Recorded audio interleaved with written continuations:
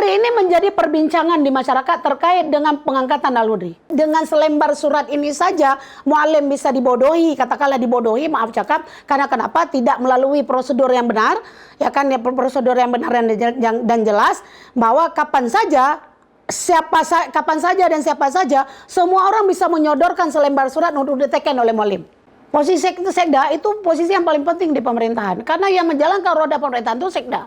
Kenapa Al-Hudri yang didorong untuk menjadi PLT sekda? Saya melihat ada barter politik dengan kekurangan muallim nih. Ya, kita juga harus mau itu pendukung muallim, mau itu tim muallim atau siapapun, kita harus sadar muallim itu banyak kekurangannya, bukan kelebihannya. Dengan kekurangan beliau yang minim administrasi dan minim birokrasi, ini harusnya muallim itu dikelilingi oleh orang-orang yang ahli di samping beliau. Semua orang tahu sosok Al-Hudri. Saya salah satu orang yang pernah mendemo Al-Hudri